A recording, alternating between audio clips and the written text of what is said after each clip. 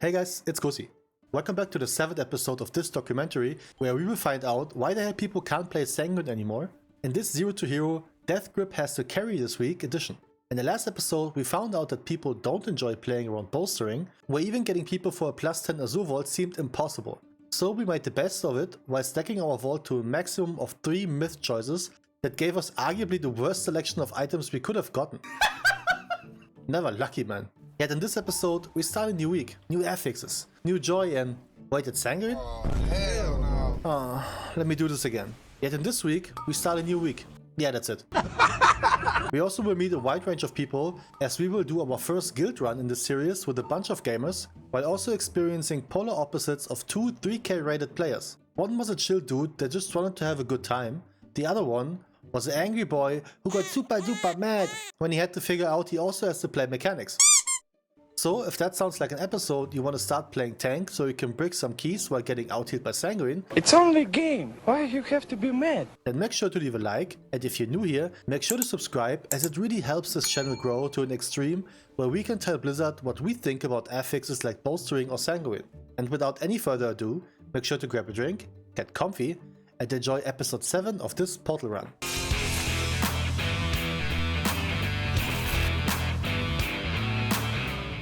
Now, before we get into the new edition of Pain in this week of Mythic Plus, I'll take a quick moment to address our new viewers to tell them what's going on here. This is a Zero to Hero on a Frost Death Knight that has a few set rules, like not having radar-IO connection or not getting boosted by friends, that will ultimately not end on the KSH achievement, but on timing all 8 dungeons on a plus 10.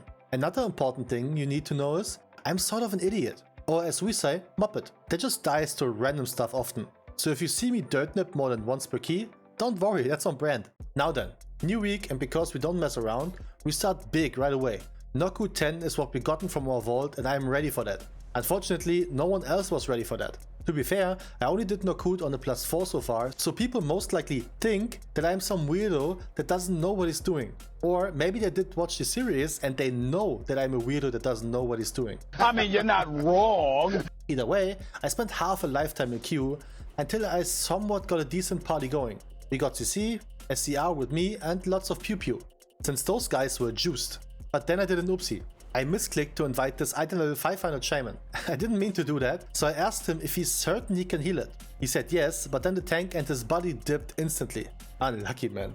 So I sat in queue again, for a while, until I decided to maybe push my own score on this one first, before I want others to apply. So 8 it is. And this one is the first in the series. This is a guild run. Well, semi-guild, as we were only 3 people. Tank and Boomkin are also proudly representing wings.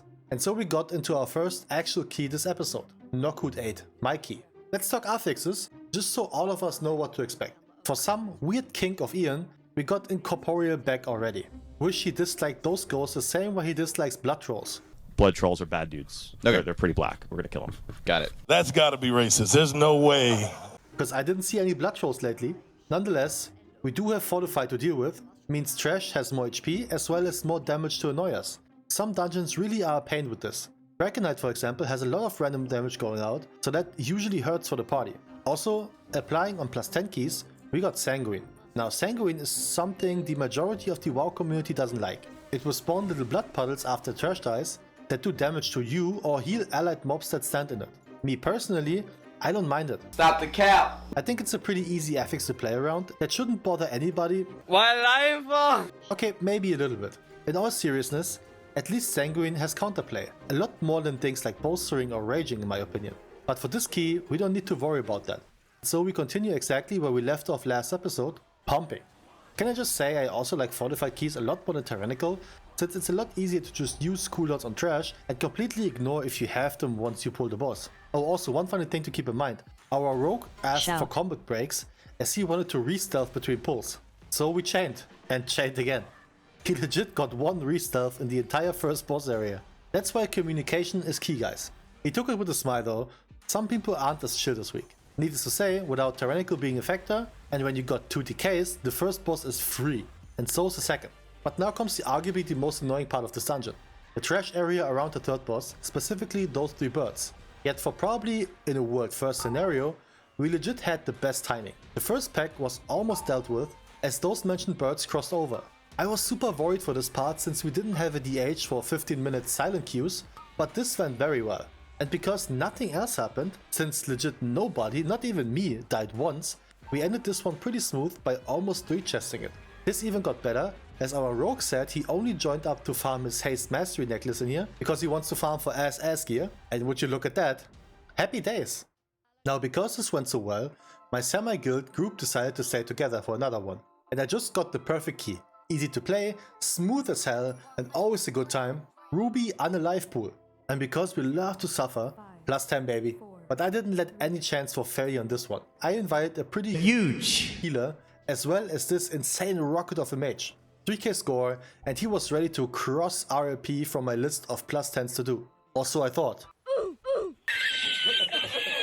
But what happened? We did the very first pull, no lust was used, looking at you mage, and then we had an unfortunate body pull from our paladin as he tried to kick one of the spawned ghosts. This led the mage to have no chill and leave in an instant. He complained about the affix going through, even though that absolutely did not happen. Funny. And even though one could say it was a bit unlucky with the affix spawn, as well as some of you that would rightfully think, so what, still timeable? I'ma just try to think like those lovely gamers and blame others. So I blame the mage for not bloodlusting. If he lusted, the fight would have ended before those ghosts spawned. I mean, you're not wrong. Man, this kind of reasoning is fun. But be that as it may, plus 9 it is. Our healer stayed with us, I'ma assume because he felt bad for body pulling, so we simply got ourselves another bloodlust user that maybe actually uses bloodlust. So we got a huge hunter. Okay, let's go. This once again got me confused. On this plus 9 key I was so much more chill, as someone just sticks an unlooped knob up my ass every time I do a 10 and I'm so tense. What do you mean by that? It's such a difference. Needless to say, we flew through the first part, which ultimately led to a bit of a wonky party. We wiped once on the first elemental, as well as once to the second boss. And would you look at that, no one is leaving. You know why no one is leaving? No. Because it's timeable. Now, was it a smooth sail? No. Was it close to time? No. Did I enjoy having another plus 10?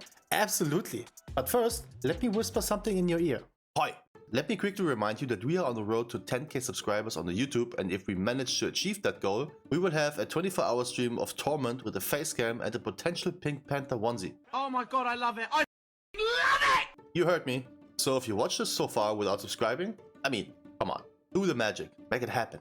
Also join the Discord for future stuff in the War Within. Now back to the video.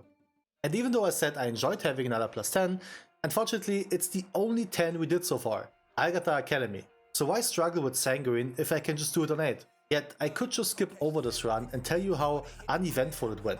But that's not necessarily true. I know what you want to see. And so we do the big pull. But first I need some proper music to get me into the zone. Not that one. Oh, that's more like it.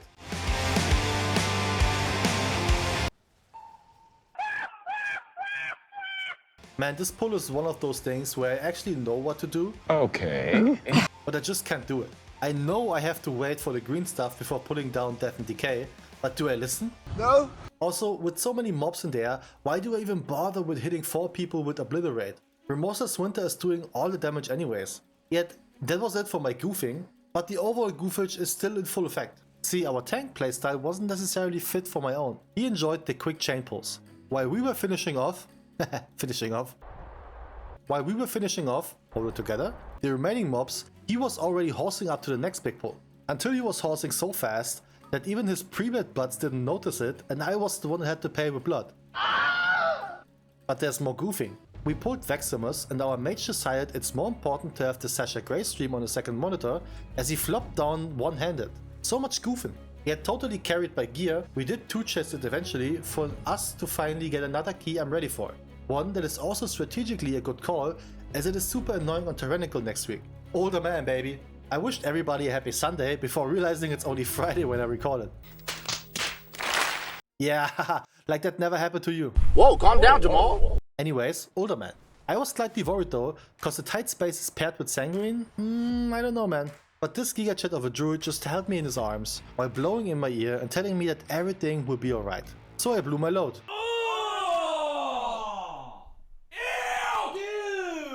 What? Disgusting! Dude, I was blowing my load into the trash mobs. Cooldowns. Naughty, naughty. While our furry general thought he's a blood decay with that amount of self-heal. Yet again, another good example of why cooldown usage on Fortified doesn't matter as much, just use it. If you don't have it ready on the boss, it's okay. And is it just me that thinks that this boss fight feels like it takes forever? I mean, it's only been 2 minutes, but I could swear we used Lust twice. What's also funny is I could have promised you that I never received a PI in this dungeon, and I was certain the healer always buffed the tank with it. But when watching the replay, I actually did get it. Nothing feels more rewarding than to convincing someone else to give you PI, instead of their own pre-made friend. Thank you, man. And just as we were finished with Emberon, the fun picked up 5 notches. Boy did this tank pull. I'm just happy we had 3 people using MCs on the Ghost, just to receive less overall damage, but some pulls I didn't expect. This one for example. Those are 3 separate packs of dwarves as well as the double golem, and nowhere to hide. Notice here, wait with your cooldowns till the tank positioned the mobs after the big bubble. If you put down your placements, like I did, you will move them out of there, so keep that in mind. Those pulls had my heart racing, man. With the mentioned 10-star body when doing a +10, this was not at all a smooth sailing for your boy. And even though I believed this tank would carry me here while ensuring success, it appears that the true hero in this key was our healer. He just pulled through everything. Our second +10 key in the bag, 6 more to go. And I got just the key to continue with this momentum. But first, we needed some upgrades. You see, I got this necklace, which I can upgrade pretty cheap to 515, which is my current necklace item level. This means I can use another embellished item. And because my boots were grade A, top tier donkey dick, I got myself a new pair of plate enforced Jordans. Just so sexy. So good. 40 item level upgrade, we take it. And I know what you're thinking. Kusi, what key did you get? It's Brackenhide. A key I usually don't mind, but I don't like it on Fortified. And this is arguably also the most annoying one to play with Sanguine too. Yet I was 100% confident in this gang of gamers. Until our hunter died in an instant first pull. I had to recheck what happened. He ran into the trap. This couldn't be me ever. Anyway. Alright, I purposely decided to take those guys, as neither BM or Arcane Mage have a passive slow to be applied. Tanks apparently like to blame the slows for the lack of movement with Sanguine, so I made sure there isn't any. And we survived the extra added pack with only 2 deaths. Not too bad. Yet this is something that I never understand. We didn't do a giga pull at first, which is good, but we still used Lust. So why on earth would one now do an even bigger pull afterwards without Lust? Mage died instantly, Hunter pulled a little pad, which was the reasoning that our tank used for the wipe, even though we would have pulled that pack at some point regardless. And so he decided to do normal pulls. Look at that. Here I present to you why this key is really rough and Fortified. When you're unfortunate and 2 casts of Earthbolt go through that both are targeted towards you, even 525 item level will not save your ass. Now in all fairness, 10 deaths on the first boss isn't too bad. I've seen worse. Hell, I've been pardoned worse. We also got Lust back up, which is sexy, so let's nuke the circle jerk to the ground. Trying to deal with the trash after, we quickly found out that doing too much damage isn't good. Our mage did a solid 1.6 mil in his opener, which, if you know how Arcane works, he probably hit one mob pretty hard, and so he ripped aggro. The next thing, that was just the beginning of the end, was all those mobs running around when they were close to dying, and we pulled an extra pack because of that. And before you say, the death grip, yeah, I'm busy surviving over here. Do I look like I'm the guy that has shit under control? So another wipe, and we took it slow again. In those cases, I'd like to see a difference on where we would be if we would have just taken it slower from the beginning.